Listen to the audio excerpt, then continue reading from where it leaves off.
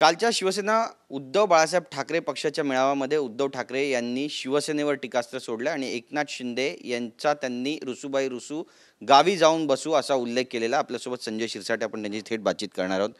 एकीकडे महानगरपालिकेमध्ये सूड उगवा अशी भाषा, दुसरीकडे एकनाथ शिंदे यांच्यावरती घणाघाती टीका. कशी पाहता कालची सभा उद्धव ठाकरेंची? कालची सभा ही सभा नसते. शिवसेना प्रमुखांचा वाढदिवस असतो. शिवसेना प्रमुखांनी आयुष्यात काय केलं, त्यांचे विचार काय होते हे सांगायचं तर एक प्रयत्न त्या ठिकाणी केला पाहिजे होता. परंतु तुम्ही पाहिलं असेल, त्यांनी ठरल्याप्रमाणे पुन्हा एकनाथ शिंदे साहेबांवर टीका केली. सुदैवानं काल देवेंद्र फडणवीसवर काही बोलले नाहीत, कारण आता यांचा बॅलन्स गेलेला आहे. त्यांना कळालं की खऱ्या अर्थानं जर आपला जो पराभव झालेला आहे तो शिंदे साहेबांनी केला आहे. ज्याला आपण गद्दार म्हणत होतो, 50 खोके म्हणत होतो, काही सगळे टोमणे मारून झाले. म्हणून आता काल एक नवीन टोमणा त्यांनी काढला. 2 दिवस अभ्यास करून रुसूबाई रुसून गावात जाऊन बसू. तुम्हाला करायचं आहे काय त्याच्याशी? आणि याचा बदला आता कॉर्पोरेशनला घ्या. कॉर्पोरेशनमध्ये पुन्हा आम्ही जिंकणार आहोत. मग म्हणतील नाही आता ग्रामपंचायतला याचा बदला घेऊ. हे जे फ्रस्ट्रेशन आलं आहे ते मुळामध्ये त्यांना सहन होत नाही, सांगता येत नाही, अशी त्यांची अवस्था आहे. म्हणून कालचं ते भाषण ते दरवेळी प्रमाण ठरल्याप्रमाणे विषय एकच, शिंदेसाहेब, त्यांना त्यांच्यावर बोलणं. आम्ही मेळावा घेतला, परंतु आनंदोत्सव होता तो आमचा. आम्ही सोनं गमलं म्हणलं गाणे गा, आनंदाचं वातावरण आहे, आनंदी राहू दे. एक फक्त शिंदेसाहेब थोडे बोलले, विषय आम्ही संपवला. परंतु ह्या अशा गोष्टी करून त्यांना जर वाटत असेल की आपली प्रतिमा आपण उंचवतोय, तुम्ही आणखीन रोज शिवसेना प्रमुखाला छोटं करतायत, हे त्यातून दिसून येते. नक्कीच. पण अमित शाह हे सुद्धा रडारवर होते असं म्हणावं, कारण औरंगजेबाला झुकवलं तिथे अमित शाह की झाड की पत्ती असं म्हणतायत आणि सूड उगवा असं सुद्धा म्हणतात. महानगरपालिका निवडणुकामध्ये विधानसभेमध्ये जो काही पराभव झाला त्याचा सूड आता पुढच्या निवडणुकीमध्ये उगवा असं सुद्धा कार्यकर्त्यांना म्हणालेत. जागा दाखवणार म्हणतायत. औरंगजेबाला यांनी झुकवलं, यांच्यामुळे औरंगजेब झुकला होता. कुणाला कोणती उपमा देताय तुम्ही? अमित शाह काय औरंगजेब आहे? अफजल खान आहे? तुम्ही त्यांना वाकून नमस्कार न करणारे फोटो आता जर व्हायरल केले तर तुमची काय अवस्था होईल? अहो, ते अमित शाह तर फार दूर आहेत. देवेंद्र जी समोर तुम्ही जे काही वाकून नमस्कार करतात ना, ते एकदा पहा. आणि म्हणून तुमची ती ताकद राहिलेली नाही आहे. आणि काय कार्यकर्त्याला सांगता कॉर्पोरेशनमध्ये सुडू उगा? काय दिलं त्या कार्यकर्त्याला तुम्ही? त्यांनी तिथं मरमर करायची, काम करायचं आणि ह्या लोकांना टक्केवारीत पैसे कमवायचे. हे जे क्षेत्र आहे ना, आजही त्यांना असं त्यांची एक धारणा आहे की काही पूर्ण महाराष्ट्र हातातून गेला चालेल, परंतु मुंबई महानगरपालिका ताब्यातून जाऊ नये. कारण की ते काय म्हणतात, सोन्याचं अंड देणारी कोंबडी आहे. आणि आजही ती जी काही त्यांची विचार करण्याची क्षमता आहे ना, आता ती संपलेली आहे. तुम्हाला लक्षात येईल 2 महिन्यानंतर येणाऱ्या निवडणुकीमध्ये मुंबई महानगरपालिका सुद्धा महायुती जिंकणार आहे. म्हणून आता शेवटची धाकधूक जी चालू आहे त्यांची, शेवटचा घटका मोजणं ज्याला म्हणतात, ते तुम्हाला या महानगरपालिकेच्या निवडणुकीत दिसून येईल. नक्कीच. पण राजकारणात नेमकं चाललंय कारण बच्चू कडू तुमच्याच मित्रपक्षामध्ये होते. त्यांनी एक विधान केलं आता की पिक्चर अभी बाकी आहे, राजकारणात काही होऊ शकतं आणि शरद पवार त्यासोबतच उद्धव ठाकरे हे भाजपसोबत जातील असं विधान आहे त्यांचं. हे जातील, पण त्यांनी घेतलं पाहिजे ना. ह्यांचे तर प्रयत्न पहिले होते, आताही आहेत. कुणाकुणाच्या मार्फत फोन केले ते आम्हाला सर्व कल्पना आहे. गेल्या आठवड्यामध्ये शरद पवार साहेबाला जाऊन भेटणे, ज्यांचे फोन हे घेत नव्हते त्यांना जाऊन भेटणे, याचा नेमका अर्थ काय काढाल तुम्ही? काय चर्चा झाली सांगा मग लोकांना. आम्ही सहज जाऊन भेटलो, चहा पिऊन आलो, असं आहे का? आता त्यांना ती गरज भासते. पवारसाहेब आता याच्यातून मार्ग काढा, नसता आम्ही तर गेलोच. ही हतबलता त्यांनी तिथे दाखवलेली.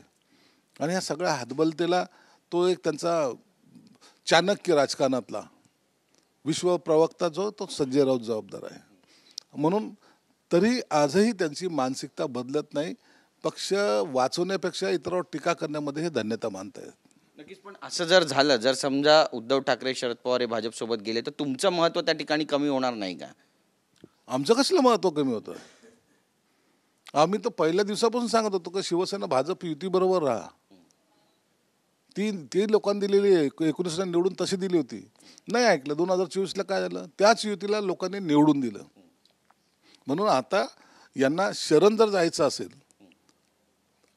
तर ते हे येऊ शकतात, परंतु घेणारे घेतील का नाही यावर शंका आहे.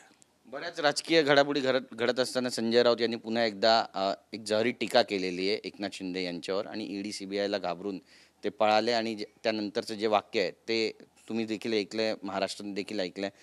कसं पाहता, याला उत्तर कसं द्याल? संजय राऊतकडून काय तुम्ही अपेक्षा काय करता? तो जेव्हा केव्हा बोलतो त्याच्या तोंडातून घाणच पडते. आणि असे लोक ह्या उभाटामध्ये असल्यामुळं त्या पक्षाचं अस्तित्व संपत चाललेलं आहे. म्हणून अशी घाण टीका करून त्याला वाटत असेल मी जहरी टीका केली. ह्या लोकांना माहीत नाही आहे. हे स्वतःला शिवसेना प्रमुख समजायला लागलेले आहेत. त्यांना वाटतं आम्ही शिवसेना प्रमुखाच्या भाषेत एकदम काही बोलतो लोक ऐकतात. तुमची लायकी किती हे एकदा तपासून तर पहा. तुम्ही आहात कोण हे एकदा पाहा तर खरं. रोजंदारीवर काम करणारे तुम्ही लोक, तुम्ही आम्हाला राजकारण शिकवता. म्हणून त्यांनी बोललं ना, त्याचं कोणीही महत्त्व त्यांना देत नाहीत. आणि पक्ष संपवायला जर एकमेव कारणीभूत असेल तर तो हे घाण तोंडाचे हे असे लोक आहेत. म्हणून भांडूप ते सामना व्हाया मातोश्री हा जो त्यांचा आयुष्यभर चाललेला प्रवास आहे, एक दिवस तिथं थांबणार जरूर आहे. आणि ज्या दिवशी थांबेल त्या दिवशी हेच शिवसैनिक जे उरलेत तेच यांना जोड्याने मारतील. नक्कीच. तिसरा उपमुख्यमंत्री महाराष्ट्रात होईल असं सुद्धा भाकीत करतात संजय राऊत. तिसरा हो, चौथा हो, तुम्हाला करायचं काय? तो आमच्या पक्षाचा प्रश्न आहे, तो युतीचा प्रश्न आहे. तुमच्यासारखं तर नाही ना. तुम्हाला कोणाच्या घरात आता एंट्री करावी हे त्यांना वेध लागलेत. काँग्रेसचं त्यांना दर्जात घेत नाही, त्यांनी दरवाजे बंद केलेत. शरद पवार साहेब आहेत ते शरद पवार आहेत. ते अजितदादा ते कालचं प्रकरण जर पाहिलं असेल तर ते बंद दाराअडथ्याची चर्चा होऊ शकते. म्हणून आता यांना कोणी वाली राहिलेलं नाही एवढं मात्र निश्चित आहे. आता काय करायचं हा प्रश्न यांच्यासमोर आहे. यांना खऱ्या अर्थानं तर त्या संजय राऊत यांनी शपथ आहे त्यांनी त्या प्रयागराजला जावं. तर नागा साधू बरोबर खरं यांना तर त्या गंगेमध्ये डुबकी मारल्याशिवाय पर्याय नाही. नक्कीच. पण एकनाथ शिंदे कुठेतरी रडारवर आहेत असं म्हणावं संजय राऊत यांचं. कारण ते म्हणतायत की पैसा फेको तमाशा देखो ही नवीन जी यंत्रणा आहे ती अंमलामध्ये आणली एकनाथ शिंदे यांनी. संजय राऊतच्या रडारवर एकनाथ शिंदे नाही. एकनाथ शिंदे साहेबांनी जर मनावर घेतलं ना संजय राऊतला रडारवर आणायचं, काहीच वेळ लागणार नाही. आम्ही शांत यासाठी की लोकांना, या भंकस लोकांना ऐकायचं नसतं. शिंदे साहेबांनी जे काय 2.5 वर्षात काम केलं ना, यांच्या 10 पिढ्या उतरल्या तर तेवढं काम करू शकणार नाही.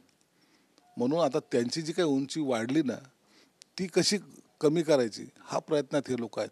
परंतु महाराष्ट्रातल्या सर्वसामान्य जनतेला, कोणत्याही जाती धर्माचा असो, विद्यार्थी असो, महिला भगिनी असो, कोणी असो, आज शिंदे साहेबांच्या जवळ आहेत आणि ते त्यांना मानतायत. हे यांचं खऱ्या अर्थाने पोटदुखी आहे. कालचा जो मेळावा झाला उद्धव ठाकरे यांचा, त्यामध्ये बरेचसे आमदार अनुपस्थित होते, खासदारही अनुपस्थित होते. संजय राऊत म्हणतायत की अनुपस्थित जे राहिले त्यांच्या मतदारसंघामध्ये कार्यक्रम होते.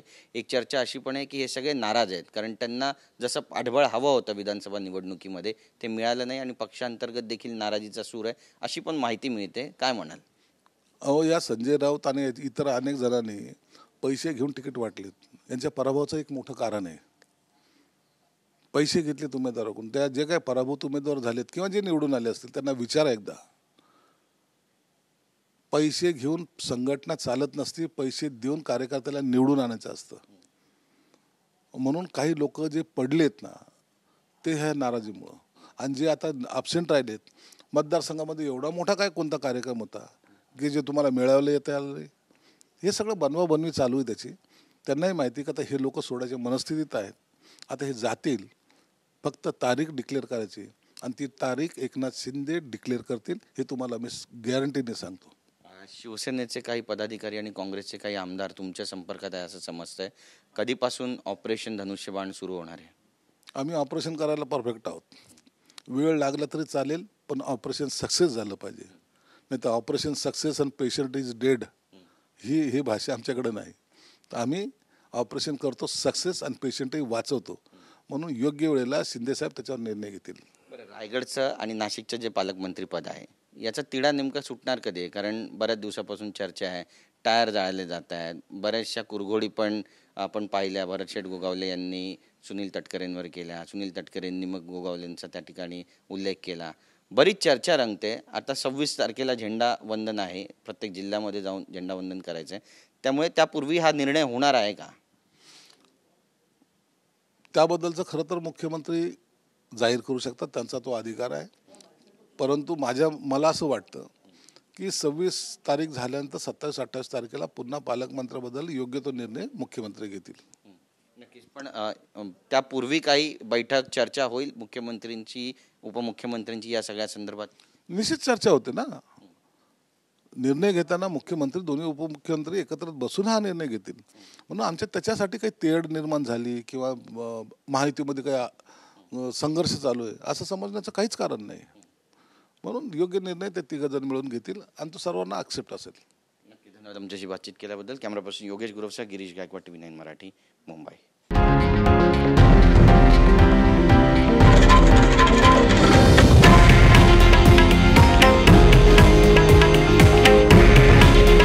हे आहे देशातील नंबर 1 न्यूज नेटवर्क आणि आपण पाहत आहात TV9 मराठी. काळजी तुमची, हित महाराष्ट्राचं.